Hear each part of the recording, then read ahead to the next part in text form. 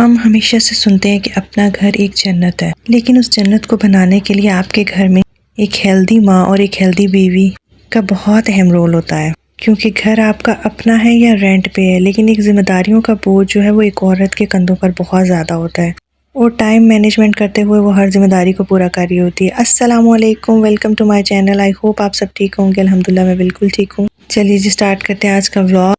First of all vlog start करने से पहले मैं आपको बहुत ज़्यादा थैंक यू कहूँगी कि मेरी लास्ट वीडियो पे बहुत अच्छे मुझे कमेंट्स भी आए हैं। उन कमेंट्स का भी मैं रिप्लाई आपको नेक्स्ट व्लॉग में दूँगी इंशाल्लाह। और बहुत ज़्यादा मुझे अच्छा जो है उस पे रिस्पॉन्स मिला है, तो thank you so much all of you. आप सब लोगों की वजह से ही हम यहाँ पे हैं और कामयाबी हासिल करते हैं।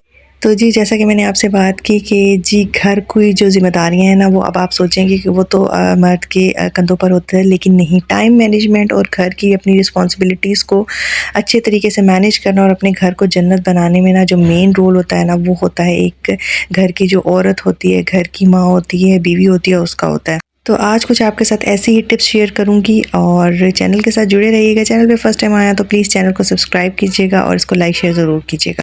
अच्छा जी, सबसे पहले तो मैं आपसे कहूँगी कि एक माँ का या एक बीवी का घर में हेल्दी होना जो है ना, वो बहुत ज़रूरी है। सबसे मेन चीज़ जो आती है ना, वो नेवर इग्नोर योरसेल्फ। अपनी हेल्थ को कभी इग्नोर मत करें, अपने आप को कभी इग्नोर मत करें। सबसे पहले जब भी आप सुबह उठती हैं तो फ्रेशन अप हों, अपने आप को टाइम के साथ अप टू डेट करें। क्योंकि जब आप सुबह-सुबह उठती हैं, हर किसी का दिल चाह रहा होता है सोने का, थकावट हो रही होती है, दिल चाह रहा होता है थोड़ा-सा और सो लें। लेकिन जब आप फ्रेश अप होती हैं एकदम से, अपने आप को अच्छे सा ड्रेस पहनती हैं, अपने आपको रेडी करती हैं, तो आपको दुनिया जो है ना वो बड़ी कलरफुल नज़र आने लग जाती है और आपका ना अपने घर के कामों में दिल भी बहुत ज़्यादा अच्छे से लगता है। और फिर आपका दिल चाह रहा होता है जहाँ पे आपने एक काम करना है, वहाँ पे आप 4-5 काम तो और भी करें। और अगर आप अपने घर को जन्नत बनाना चाहती हैं ना, तो इन टिप्स को आपने ज़रूर फॉलो करना। सबसे पहले तो जी आपका घर कितना है, ठीक है, एक रूम पे डिपेंड करता है, 2 रूम पे है, उसको आपने डिवाइड कर लेना है कि आपने उसकी डेली क्लीनिंग कैसे करनी है, किस तरह से उस क्लीनिंग को मेंटेन करना है। क्योंकि क्लीनिंग सिर्फ इसी का नाम नहीं है कि आप क्लीनिंग करें और 4 दिन के बाद आप बिल्कुल बीमार पड़ जाएं और आप उसके बाद काम ही ना कर सकें। इसके लिए सबसे पहले ज़रूरी है, जैसे कि मेरे घर के 2 पोर्शंस बने हुए हैं। एक साइड वो है जहाँ पे मेरे फादर इन लॉ होते हैं और दूसरी साइड पे हम लोग होते हैं।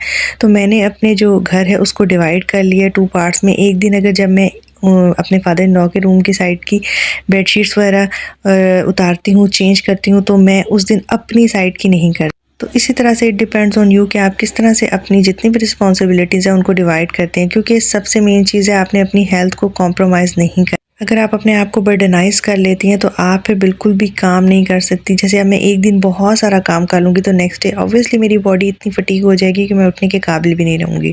लास्ट डेज़ में कुछ ऐसा हुआ कि मेरी कुछ तबीयत ठीक नहीं थी और हेल्पर के हाथ में अगर आप कोई काम दे देते हैं ना, तो वो किस तरह से करते हैं आज वो भी मैं आपको बताती हूँ। और हमें वो लोग जो एक्टिव होते हैं, जो डेली रूटीन में अपना काम मैनेज करते हैं ना, वो फिर बैठ नहीं सकते और वो सोचते हैं कि हमने अपना काम भाई करना ही करना है। मेरी कुछ तबीयत ठीक नहीं थी तो हेल्पर के हाथ में जी रूम वगैरह चले गए कि उन्होंने क्लीनिंग करनी है, थोड़ा सा घर को सेट रखना है, मैनेज करनी है क्लीनिंग को। तो उन्होंने जी बेडशीट और थी और कवर पिलोज जो थे ना वो और थे। तो फिर इस वजह से क्या किया मैंने कि एक ही दिन मैंने रेस्ट किया और नेक्स्ट डे मैं उठी और यहाँ पे मैंने अपने फादर इन लॉ की सबसे पहले बेडशीट वगैरह रिमूव की थी, सारे पिलो कवर्स वगैरह उतार के, और साथ में ही मैं मशीन लगाने आ गई थी। क्योंकि आई बिलीव इन मल्टीटास्किंग। अगर मैं एक ही काम को लेके बैठ जाती तो वो मेरे लिए बड़ा टफ हो जाता है। जितनी देर में मैं अब उनकी बेडशीट्स वगैरह नहीं लगाऊंगी, चेंज करूंगी, तो इतनी देर में मेरी मशीन का टाइम ख़त्म हो जाएगा और फिर फ़ौरन मैं आगे इन कपड़ों को निकाल के नेक्स्ट पाइल अब जो मैंने कपड़े किए हैं वो मैं इसमें डाल सकती हूँ। और जी मेरा जो चैनल है वो है होम मेकर इन स्टाइल के नाम से। इस नाम को रखने का रीज़न क्या था, आज इस व्लॉग में आपके साथ वो भी शेयर करती चलती हूँ। मोस्टली हमारी होम मेकर्स जो हैं वो बहनें बस इसी तरह से डेली रूटीन में उठती हैं, रात को अपनी नींद प्रॉपर नहीं करती, टाइम से नहीं सोती और बस सुबह उठ के एक ही नाइट सूट पहना होता है और उसमें सारे घर के फ़ौरन उठते साथ काम शुरू कर देती हैं जैसे कि पता नहीं क्या होने वाला है। जबकि हमें चाहिए कि सबसे पहले हम अपने आप को प्रिपेयर रखें, अपने आप को रेडी करें। सबसे पहले उठें, फ्रेश अप हों, नमाज़ पढ़ें। नमाज is the most important thing. जब आप नमाज़ पढ़ते हैं ना तो ऑटोमेटिकली आप अपने आप को साफ़ सुथरा रखते हैं, आप अपने आप को नीट एंड क्लीन रखते हैं। क्योंकि आपको पता है आपने इबादत करनी है, तो इसलिए आप अच्छा सा एक ड्रेस निकालें। दैट डज़न्ट मीन कि आप रोज़ ब्रांडेड सूट्स पहने या मेरे पास भी बहुत ढेरों सारे कपड़े होंगे, नहीं।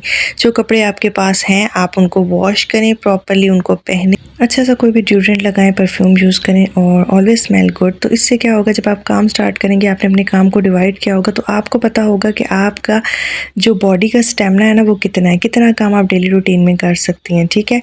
इस तरह से आपकी बॉडी भी एक्टिव रहेगी और आपका जो मी टाइम है ना आप वो भी निकाल सकते हैं, जिसमें आप अपनी लिटिल बिट सेल्फ केयर भी करेंगी, जो डेली रूटीन में करनी है।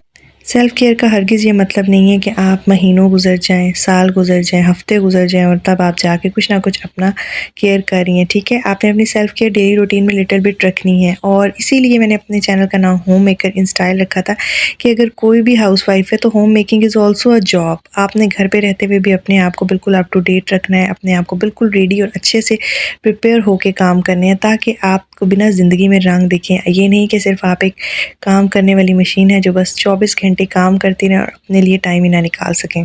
बस जी इन्हीं बातों में देखें आपने मैंने बेडशीट चेंज कर दी थी और ये बेडशीट के जो पिलो कवर्स थे ना वो ऑलरेडी उन्होंने वही रखे थे, लेकिन जो बेडशीट थी वो ये नहीं लगाई थी, तो वो पिलो कवर अभी क्लीन थे, लास्ट डे ही लगाए थे, तो इस वजह से मैंने फ़ौरन से जो है उसके साथ की बेडशीट ला के आई डाल दी थी और सारा रूम सेट कर दिया था। अच्छा ये जो मेरे फादर इन लॉ का रूम है ये बहुत अच्छा है, बहुत एयरी भी है और बहुत ज़्यादा इसमें ना लाइट भी आती है और मुझे इस तरह के ब्राइट रूम्स बहुत अच्छे लगते हैं, लेकिन एज़ कम्पेयर टू इनके रूम, मेरे रूम में मेरे हस्बैंड को लाइट का थोड़ा सा कम लगता है, अच्छा नहीं लगता उनको ज़्यादा लाइट्स, तो हमारे रूम में डार्क कर्टन्स हैं जिसकी वजह से इतना ज़्यादा ब्राइट नहीं है।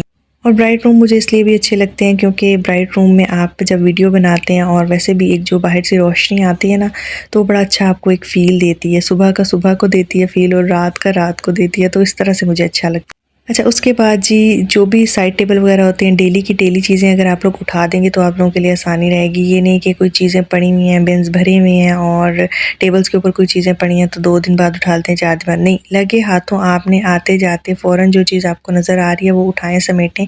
अब जैसे यहाँ पे जाए नमाज़ वगैरह होती हैं तो वो यहाँ पे मैं सेट करके रख देती हूँ ताकि वो जब भी आते हैं ईज़िली उनकी असेस में होती है। अच्छा यहाँ पे एक और टिप बताती चलूँगी, जो भी आपके घर में बड़े हैं, आपके पेरेंट्स हैं, आपके इन-लॉज़ हैं, उनके रूम में हर चीज़ जो है ना वो काफ़ी हैंडी होनी चाहिए और उनकी असेस में होनी चाहिए कि आप ऐसे रखें कि वो ईज़िली ना उनकी असेस में। तो मैं मोस्टली वो मेडिसिन डेली रूटीन की या जो वो ले लेते हैं वो मैं टेबल पे ही रख देती हूँ। इसके अलावा इनका रिमोट हो जाता है, एसी का रिमोट हो गया, दूसरे रिमोट्स हो जाते हैं, लाइट का रिमोट है, ठीक है, टीवी का रिमोट है, तो वो इस तरह से एक बॉक्स मैंने रखा हुआ है, उसके अंदर मैंने इनको ना सेट किया।